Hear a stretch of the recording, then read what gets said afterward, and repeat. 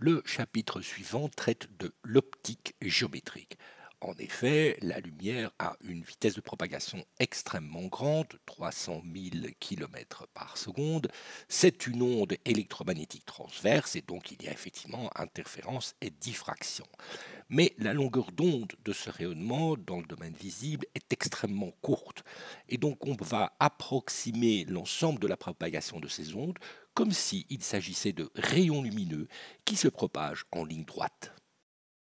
Première propriété de ce rayonnement lumineux, c'est que si un rayon vient frapper une interface, eh bien il y a réflexion et l'angle d'incidence est égal à l'angle réfléchi. Deuxième propriété fondamentale, si le rayon lumineux vient frapper l'interface, eh bien une partie de ce rayonnement va traverser dans l'autre milieu. On appelle ça la réfraction. Nous allons déterminer l'angle θ2 que fait le rayon dans le deuxième milieu en utilisant une propriété des rayons lumineux. Ils vont d'un point à un autre de façon à ce que le chemin soit le plus court en termes de temps.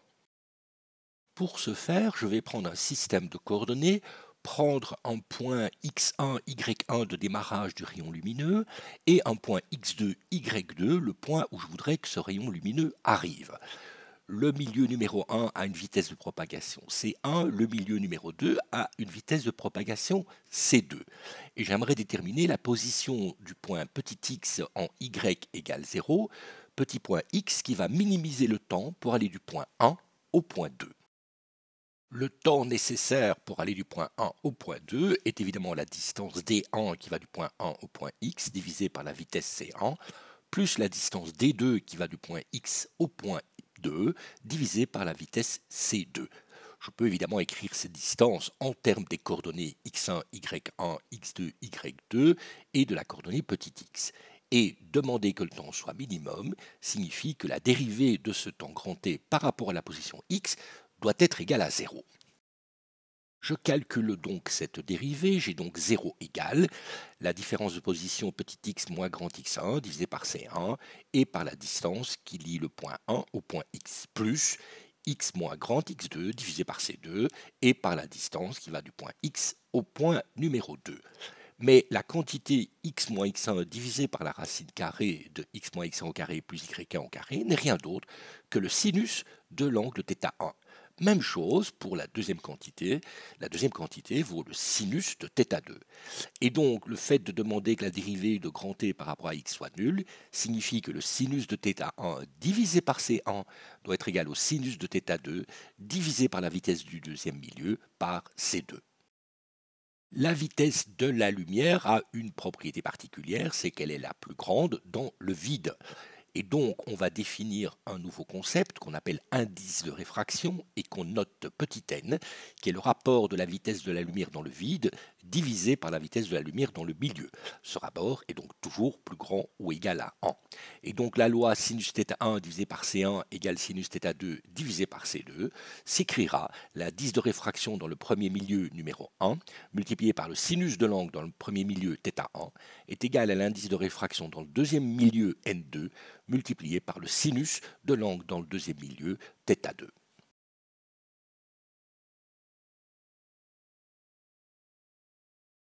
Voici quelques exemples d'indices de réfraction pour la loi dite de réfraction. Vous pouvez constater que dans l'air, la vitesse est quasiment la même que la vitesse dans le vide. Par contre, dans l'eau, la vitesse est 1,33 fois plus petite que celle dans le vide. Et vous avez différentes valeurs pour le verre, le saphir et le diamant.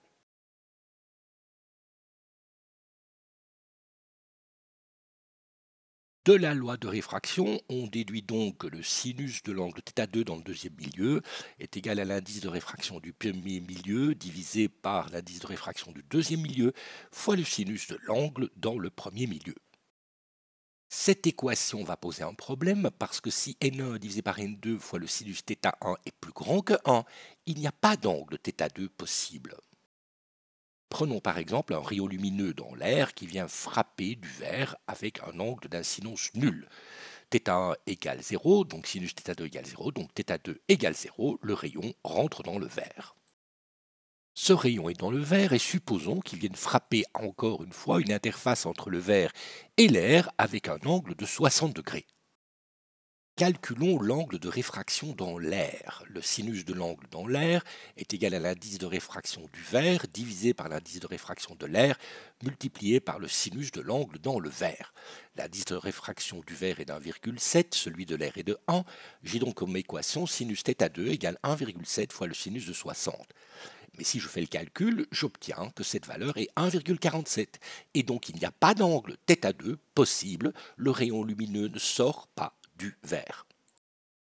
Le rayon ne pouvant pas passer du verre à l'air, eh bien il y a seule sa partie réfléchie avec le même angle de 60 degrés qui est possible. Donc le rayon lumineux reste à l'intérieur du verre. Donc, pour chaque passage d'un milieu où l'indice de réfraction est plus grand vers un milieu où l'indice de réfraction est plus petit, il y a un certain angle critique après lequel le rayon est systématiquement réfléchi. Voici quelques exemples. Le passage de l'eau à l'air, l'angle critique est de 48,75 degrés. Le passage du verre à l'eau, on a 51,48 degrés. Et le passage du verre, comme dans notre cas, à l'air, l'angle critique est à peu près de 36 degrés. On utilise cette propriété d'angle critique pour, par exemple, faire réfléchir complètement un rayon à l'intérieur du verre en utilisant, par exemple, un prisme.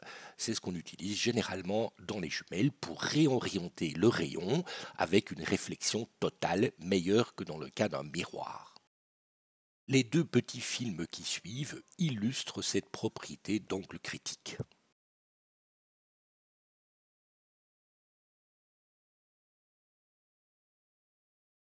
Posons un verre vide sur une pièce de monnaie et remplissons-le avec de l'eau. Nous constatons que la pièce disparaît alors qu'elle est toujours sous le verre. C'est la réflexion totale sur la paroi du récipient des rayons lumineux issus de la pièce qui nous empêche de voir celle-ci.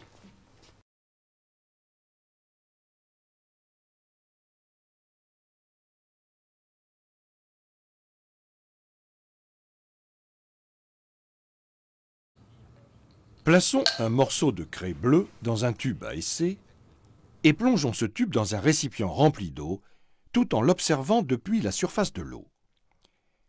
Si le tube est fortement incliné par rapport à la normale à la surface de l'eau, nous continuons à observer le morceau de craie plongé dans l'eau à l'intérieur du tube à essai. Si nous rapprochons le tube de cette normale, nous observons alors la disparition du morceau de craie et l'apparition d'un reflet argenté dû à une réflexion totale de la lumière éclairant le tube immergé contenant le morceau de craie. Revoyons l'expérience.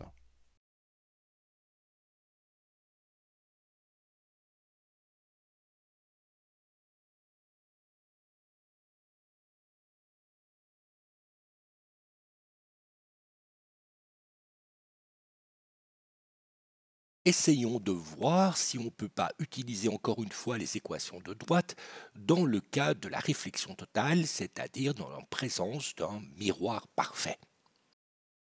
Plaçons un système d'axes x, y et plaçons un miroir parfait en x égale 0 sur l'axe y. Plaçons un point à gauche, donc à coordonnées moins grand x, virgule grand y, et dessinons un ensemble de rayons qui font tous un angle bêta, par exemple, avec l'horizontale. Il y a réflexion totale sur le miroir, et donc ce rayon qui fait un angle bêta va rebondir en faisant encore une fois un angle bêta avec l'horizontale. Utilisons les équations de droite pour déterminer la trajectoire de ce rayon réfléchi. J'ai d'abord la droite qui part du point moins grand x et y et qui fait un angle bêta avec l'horizontale. Donc petit y moins grand y égale tangente bêta fois x plus grand x. Je détermine le point d'intersection avec le miroir qui se trouve en x égale 0, donc grand y1 égale grand y plus grand x fois tangente bêta.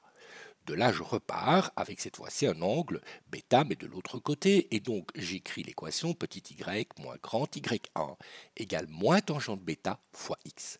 J'insère la valeur d'y1 et je trouve en fait que l'équation du rayon réfléchi obéit à l'équation petit y moins grand y égale moins tangente bêta fois x plus grand x. Cette équation est vraie pour tout bêta et je constate donc que tous ces rayons réfléchis passent par le même point qui a comme coordonnées grand X, grand Y. Et donc l'œil qui est devant le miroir voit une image qui est symétrique de moins XY en grand XY. Évidemment, il n'y a pas d'objet derrière le miroir qui envoie ces rayons, et donc on appellera cela une image virtuelle du point moins grand X, Y, image virtuelle qui se trouve en grand X, Y.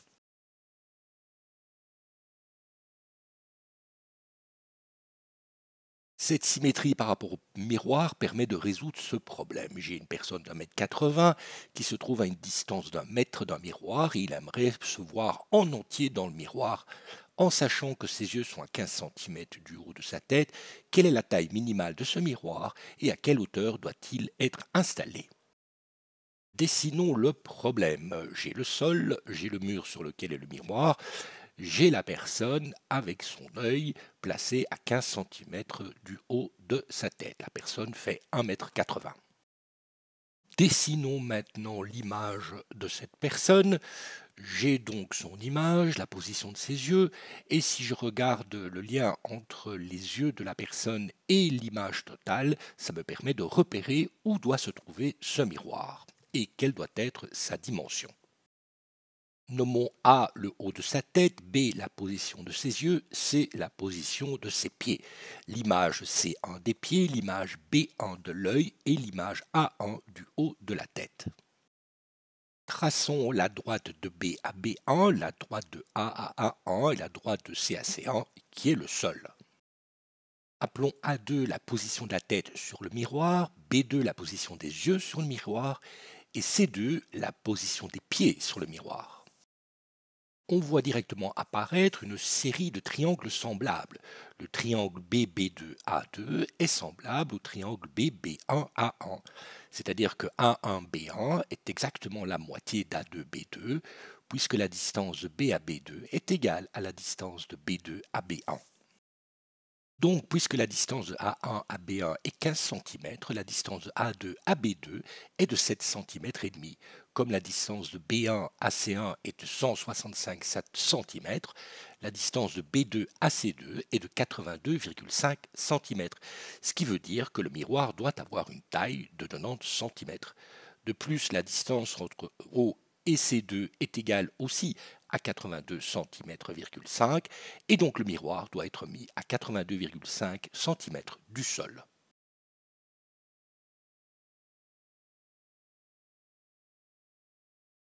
Lorsqu'il y a deux miroirs, il peut y avoir plus que deux images. Dans cet exemple, je vais mettre deux miroirs à angle droit. Dans le système de coordonnées XY, je place le miroir en Y égale L et le deuxième miroir en X égale H. Le point se trouve en 0, 0. J'ai ma première image qui se trouve en x égale 0 et en y égale 2L. C'est la première image par le premier miroir. J'ai une deuxième image qui se trouve en 2H0. C'est l'image due à la réflexion sur le miroir qui est en x égale H. Mais à cause de la double réflexion, le rayon va jusqu'à A, se réfléchit en B, et bien va fabriquer une troisième image qui sera en 2H2L. Donc avec ces deux miroirs perpendiculaires, je fabrique trois images.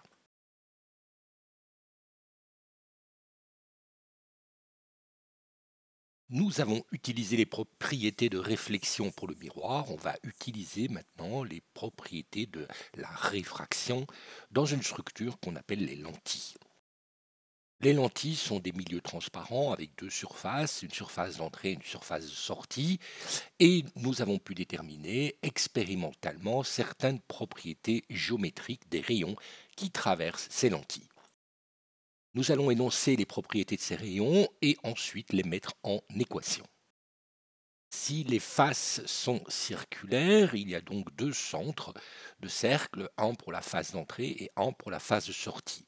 La première règle dit qu'un rayon qui passe par l'axe optique, qui est la droite qui relie les deux centres de ces deux cercles, ce rayon n'est pas dévié. La deuxième règle nous dit que quand les rayons sont parallèles à cet axe optique, eh bien, ils ressortent en passant par un point particulier sur l'axe optique qu'on appelle le foyer image.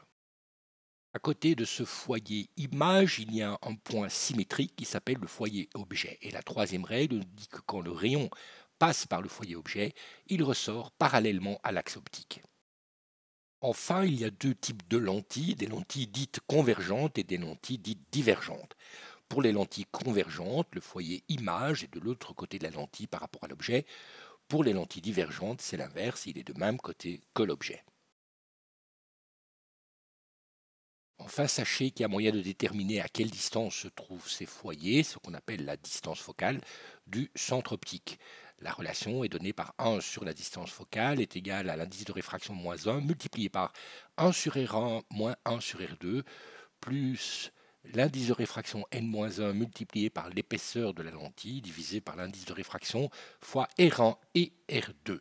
R1 et R2 sont les deux rayons des deux cercles qui présentent la surface d'entrée pour R1 et la surface de sortie pour R2.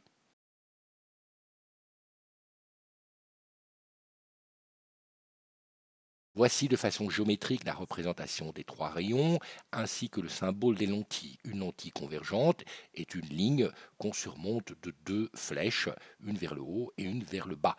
Une lentille divergente, on représente toujours par une ligne, mais cette fois-ci, on inverse le sens des flèches. On ne dessine jamais l'épaisseur, bien entendu, des lentilles. Le rayon jaune est celui qui est parallèle à l'axe optique. Le rayon vert est celui qui passe par le centre optique. Le rayon rouge est celui qui passe par le foyer objet.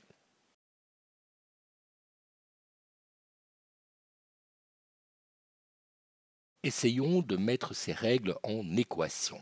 Je prends un axe X et un axe Y. L'axe X est l'axe optique de la lentille.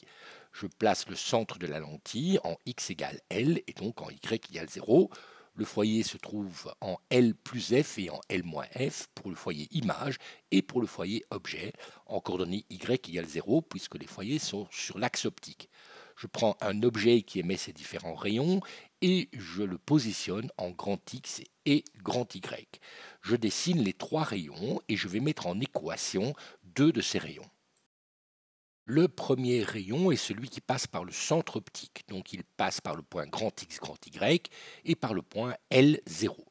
Donc l'équation est petit y moins grand y, la position y de l'objet, est égale à y divisé par grand X moins L, multiplié par petit x moins grand X. Le deuxième rayon qui m'intéresse est celui qui est parallèle à l'axe optique. Donc partant du point grand X, grand Y, il arrive sur la lentille en L et en grand Y et il ressort par le foyer en L plus F 0. L'équation de ce rayon est petit y moins grand Y égale grand Y divisé par moins F multiplié par petit x moins grand L. Je peux donc trouver l'intersection de ces rayons, c'est-à-dire la position de l'image de cet objet situé en grand X et grand Y. Et l'intersection se trouve en position grand X', grand Y', qui est égal à moins L carré plus grand L plus petit f fois grand X divisé par f moins L plus grand X en coordonnées X. Et en coordonnées Y, on trouve cette image en f fois grand Y divisé par le même dénominateur petit f moins grand L plus grand X.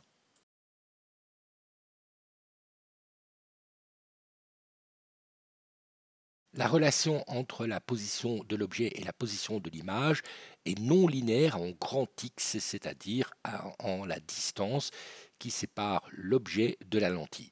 Par exemple, ici, je représente un polygone régulier avec ses sommets A, B, etc. et leur image A', B'. Vous pouvez constater que l'image n'a absolument plus du tout la forme du polygone régulier. Il y a déformation non linéaire en fonction de la distance grand X entre le point et la lentille.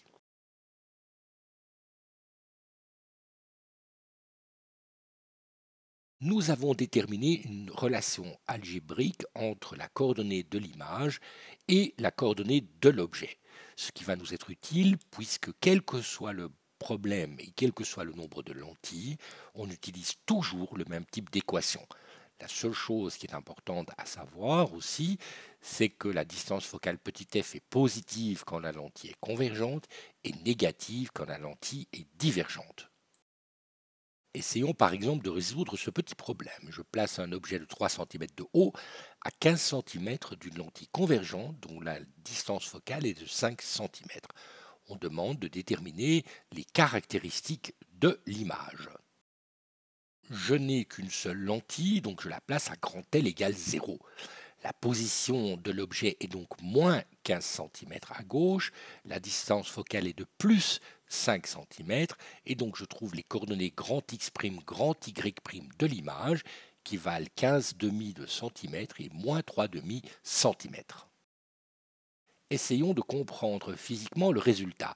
X' égale plus 15 demi de centimètre. X' est positif, donc il est à droite de les lentilles, donc les rayons vont converger vers ce point, donc l'image est réelle. Regardons Y', premièrement, c'est négatif, donc l'image est inversée. Deuxièmement, Y' vaut 3 demi en valeur absolue, qui est plus petit que 3 cm, donc le grossissement de cette lentille est 1 demi. Maintenant, plaçons une deuxième lentille convergente toujours à 15 cm de la première, avec une distance focale cette fois-ci de 2,5 cm. Trouvons l'image formée par cette deuxième lentille.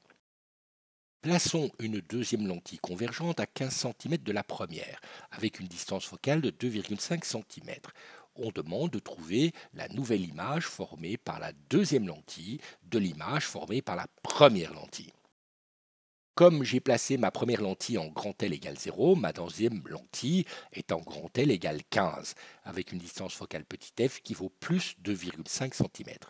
J'insère les coordonnées de l'image de ma première, 15 demi et moins 3 demi, dans l'équation générale, et je trouve que ma deuxième image, en utilisant toujours la même équation, est à grand X seconde égale 18,75 cm, Y seconde égale 0,75 cm. Je peux évidemment résoudre ce même problème en dessinant les rayons. C'est un peu plus compliqué, sauf dans cette situation extrêmement simple. Je dessine les rayons émis par l'objet qui traverse la première lentille, qui vont se focaliser sur une image, et puis je repars de cette image en dessinant les trois rayons fondamentaux, celui qui passe par le foyer, celui qui passe par le centre optique et celui qui est parallèle à l'axe optique, et je détermine l'image finale du point de vue simplement graphique.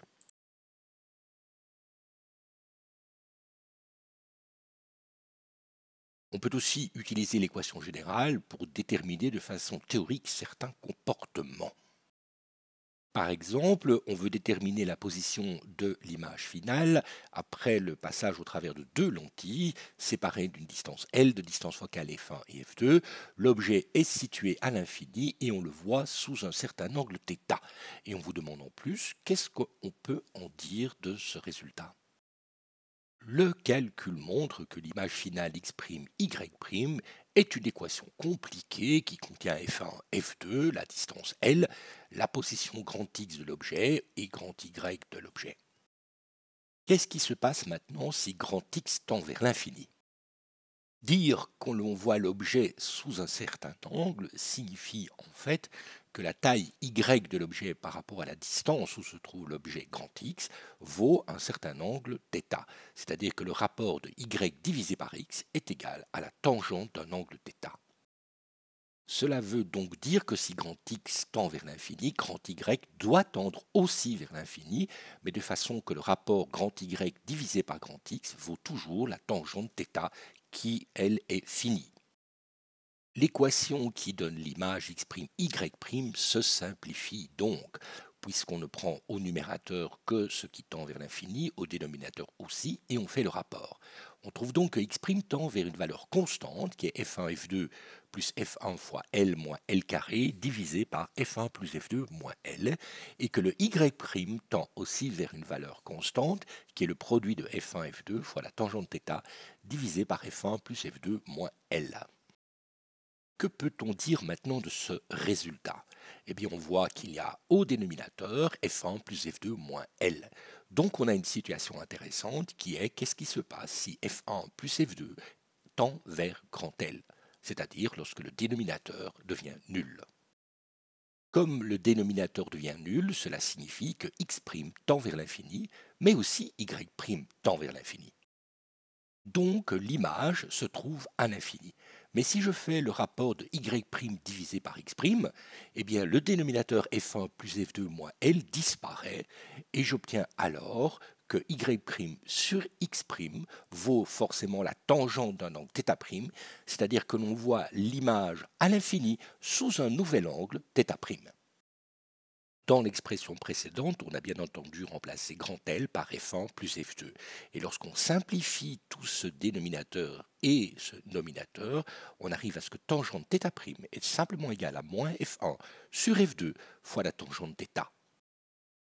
Donc, si la distance entre les deux lentilles grand L est égale à la somme de leur distance focale, eh bien on verra l'image à l'infini sous un angle qui peut être plus grand. Il suffit que f1 divisé par f2 soit plus grand que 1, sous un angle donc plus grand que ce que l'on voit à l'œil nu. On vient d'inventer la lunette astronomique. Pour des angles relativement petits, θ petit, on peut approximer la tangente à l'angle, et donc on aura que l'angle sous lequel on voit l'image, θ', est approximativement égal à l'angle sous lequel on voit l'objet, θ, multiplié par le rapport des distances focales f1 sur f2. Et on a un grossissement qu'on appellera un grossissement angulaire, qui est le rapport de la première distance focale f1 divisé par la deuxième distance focale f2. La première lentille a une distance focale f1 plus grand que la deuxième lentille f2 pour avoir un grossissement angulaire. La première lentille s'appelle l'objectif et la deuxième lentille f2 là où on met l'œil s'appelle l'oculaire. Dans les années 1609, Galilée a pu construire ainsi des lunettes astronomiques avec un grossissement angulaire de l'ordre de 30, ce qui lui a permis d'observer la Lune, d'observer aussi les lunes de Jupiter et ainsi de valider le modèle héliocentrique.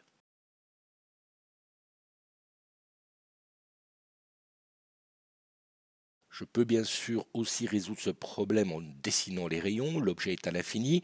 Les rayons sont parallèles et forment un angle θ avec l'axe optique. Comme l'objet est à l'infini, il passe par la première lentille et donc son image va se former au foyer à la distance f1 de ma première lentille. Comme grand L égale f1 plus f2, eh bien cette image formée par la première lentille est en fait au foyer de la deuxième lentille, de l'oculaire. En conséquence, l'oculaire va former une image finale à l'infini avec des rayons parallèles qui forment un angle θ' avec l'axe optique.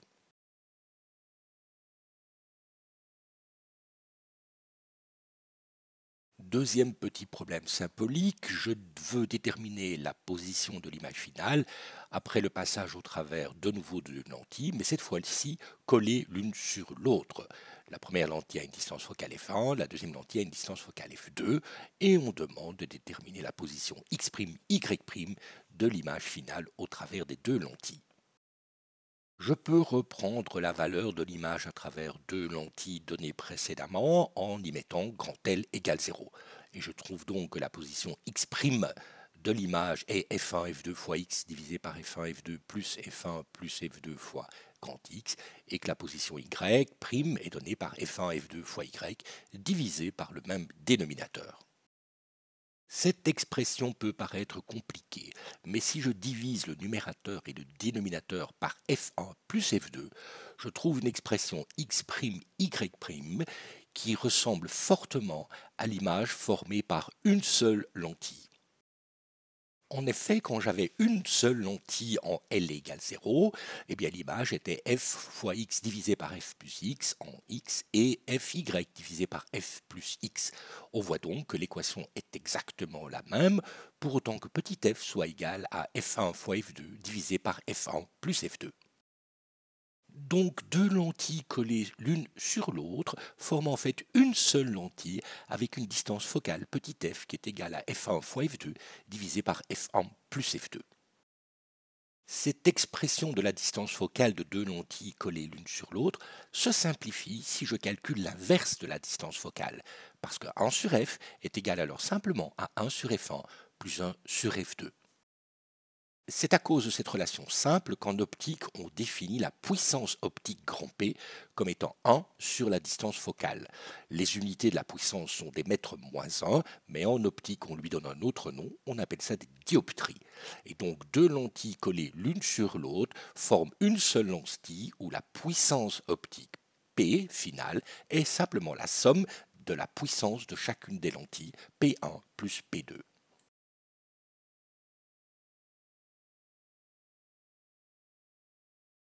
L'œil humain est un processus optique qui va former une image sur ce qu'on appelle la rétine, et la rétine va transformer ce signal lumineux en signal électrique transféré au cerveau. En simplifiant les choses, on peut dire que les rayons lumineux traversent la cornée, passent à travers l'iris et va être focalisé par le cristallin sur la rétine. Le cristallin est la lentille convergente qui va permettre de fabriquer l'image. Nous savons que les images formées par une lentille convergente vont se trouver à des positions grand X' différentes en fonction de la position de l'objet. Or, l'œil humain a une dimension fixe et il faut que l'image soit toujours sur la rétine. La seule possibilité donc pour le cristallin est de changer de distance focale en fonction de l'objet, de la distance de l'objet que nous regardons.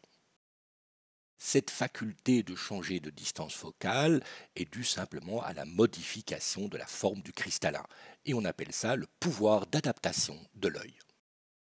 Nous avons vu que dû à la diffraction, chaque point lumineux sera transformé en une tache dont l'angle θ est déterminé par sinus θ égale 1,22 fois la longueur d'onde divisé par le diamètre d'entrée, c'est-à-dire le diamètre que forme la pupille.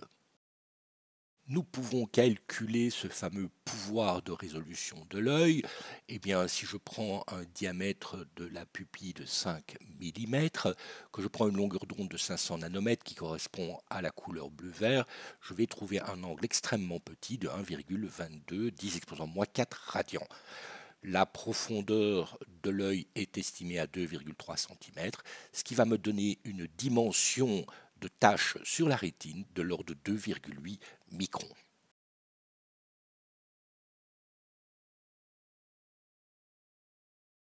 Dans les exercices, nous allons toujours approximer la distance entre le cristallin et la rétine à une valeur de 2 cm. Un œil moyen normal est capable de former une image d'un objet qui se trouve entre 25 cm et l'infini. Le point 25 cm est le point le plus près du cristallin. On appelle ce point le punctum proximum, le PP. Et le point le plus loin, l'objet le plus loin, s'appelle le punctum remotum, PR. On peut alors facilement calculer la distance focale et donc la puissance optique du cristallin. Pour le point le plus près, on a une puissance de 54 dioptries. Pour le point à l'infini, on a une puissance de 50 dioptries. Le pouvoir d'adaptation de l'œil moyen normal est donc de 4 dioptries. La rétine est tapissée de cellules qui vont convertir l'information lumineuse, l'énergie lumineuse, en énergie électrique. Nous avons deux types de cellules, d'une part des cônes et d'autre part des bâtonnets.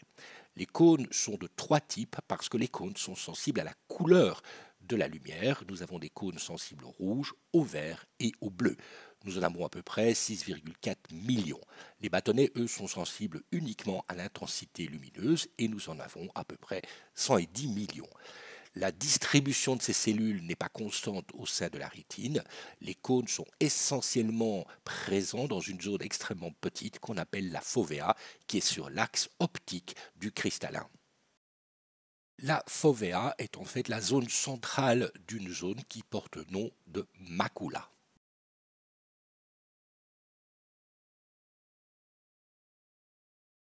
La sensibilité minimale de l'œil est relativement exceptionnelle puisqu'il suffit de 10 exposant moins 14 watts, c'est-à-dire de quelques photons, pour activer le signal électrique, ce qui correspond à l'intensité lumineuse d'une bougie qui se trouve à 16 km du cristallin.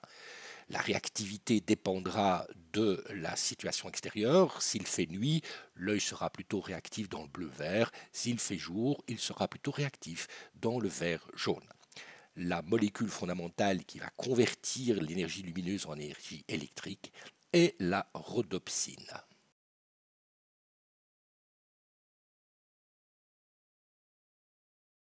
Les deux nerfs optiques, après la conversion en signal électrique grâce aux cellules cônes et bâtonnets, envoient l'information électrique vers ce qu'on appelle le cortex visuel primaire qui se trouve dans le lobe occipital.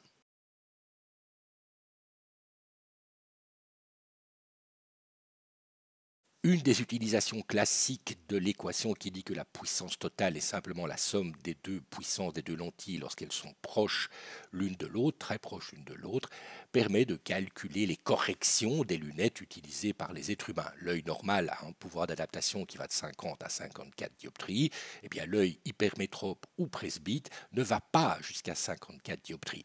Dans le schéma qui est là, bien, vous voyez que les deux yeux vont jusqu'à 52 dioptries. On devra donc rajouter plus 2 dioptries.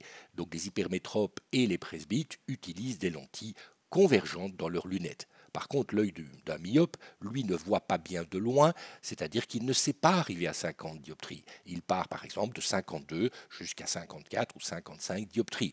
On va donc lui mettre une correction négative de telle façon à faire baisser son 52 dioptries vers 50 dioptries. Donc un myope portera lui des lunettes divergentes. Et puis vous avez l'œil myope et presbyte, c'est-à-dire qui part de 51 dioptries par exemple pour arriver à 53. Et bien on utilisera des techniques de double foyer, c'est-à-dire des lentilles qui sont à la fois convergentes et divergentes.